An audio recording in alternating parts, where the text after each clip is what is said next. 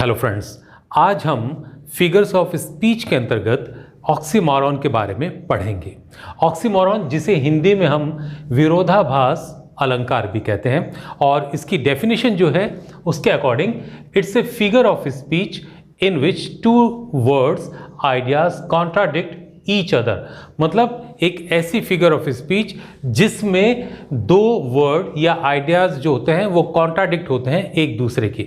मतलब किसी चीज में दो अपोजिट क्वालिटीज का होना वो ऑक्सीमोरॉन कहलाता है। जैसे हम किसी को कहते हैं कि आपने तो बहुत नेचुरल एक्टिंग की है। अब अगर किसी ने नेचुरल एक्टिंग की है तो एक्टिंग तो हम जानते हैं दिखावा होता है।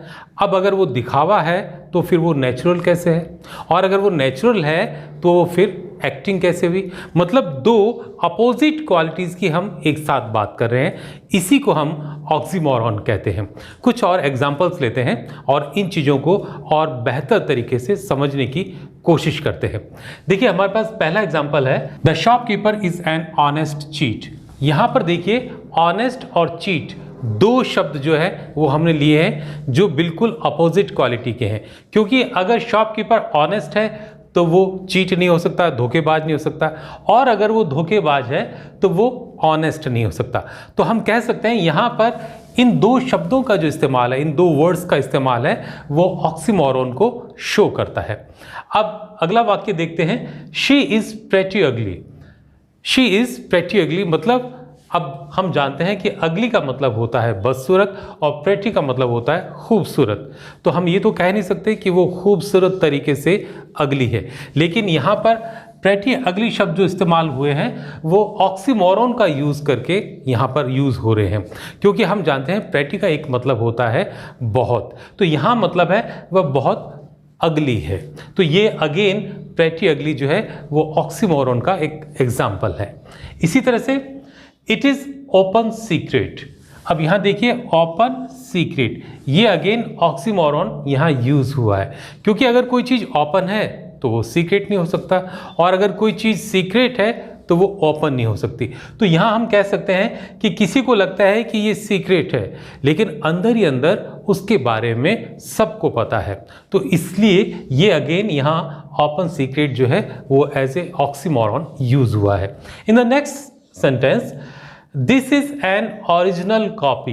मतलब यह है ओरिजिनल कॉपी। यहां देखिए, ओरिजिनल और कॉपी दो जो वर्ड्स हैं वो दोनों ऑक्सीमोरॉन का एग्जाम्पल शो कर रहे हैं। क्योंकि कॉपी हम जानते हैं नकल होती है, अगर कोई चीज़ नकल है तो वो ओरिजिनल नहीं हो सकती, और अगर वो ओरिजिनल है तो वो कॉपी नहीं हो सकती। तो ये अगेन ऑक्सीमोरॉन का एग्जाम्पल हुआ। इसी तरह से नेक्स्ट देखिए, he is regularly irregular. Regularly irregular, अब अगर कोई इंसान रेगुलरली है तो वो इर्रेगुलर नहीं हो सकता, और अगर कोई इंसान इर्रेगुलर होता है तो वो रेगुलर नहीं हो सकता। तो ये जो दोनों चीज़ें हैं वो ऑक्सीमोरॉन को शो कर रही है। क्योंकि यहाँ बताया जा रहा है, जिस इंसान का जिक्र हो रहा है वो रेगुलरली इर्रेगुलर रहता है, इस बात पर जोर दिया जा रहा है। नेक्स्ट देखते हैं, and having nothing he hath all. ये एक सर हेनरी वॉटन की पोएम है, the character of A happy life, जिसमें एक गरीब इंसान की बात की गई है जो गरीब होते हुए बहुत खुश है। तो यहाँ देखिए, हैविंग नथिंग, हैव का मतलब हैविंग नथिंग मतलब उसके पास कुछ नहीं है, और आगे कहा जा रहा है ही हैथ ऑल, उसके पास सब कुछ था। गरीब था लेकिन खुश था। क्यों?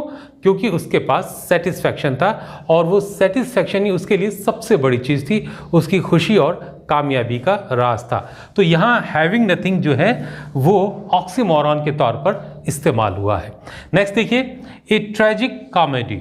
अब ट्रेजिक कॉमेडी, ये दो जो शब्द हैं, दो जो वर्ड्स हैं, ये अगेन ऑक्सीमोरॉन को इस्तेमाल बताते हैं। क्योंकि जिस किसी भी बुक या स्टोरी के बारे में ट्रेजिक कॉमेडी का जिक्र किया जा रहा है उसके अंदर ये दोनों क्वालिटी हैं। अदरवाइज तो हम जानते हैं कि जहाँ ट्रेजेडी होगी वहाँ कॉमेडी नहीं होगी, और जहाँ कॉमेडी है वहाँ ट्रेजेडी नहीं होगी। लेकिन यहाँ जिक्र दोनों चीज़ों का एक साथ किया जा रहा है। तो ये जो दोनों क्वालिटीज़ हैं ये आपको ऑक्सीमोरॉन के बारे में बता रही हैं।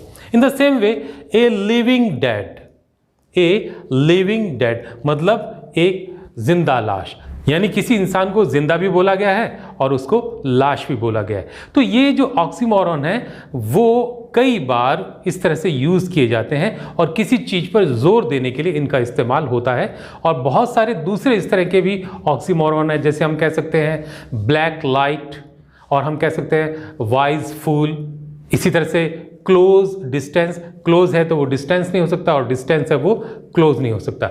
तो इस तरह के जितने भी ऑक्सीमोरॉन हैं, इसके अलावा भी उनकी आपको प्रैक्टिस करनी चाहिए, क्योंकि बहुत सारे एग्जाम्स में और बोर्ड के एग्जाम में भी इस तरह की चीज़ें जो है वो पूछी जाती है। उम्मीद है आज का वीडियो आपको पसंद आया होगा।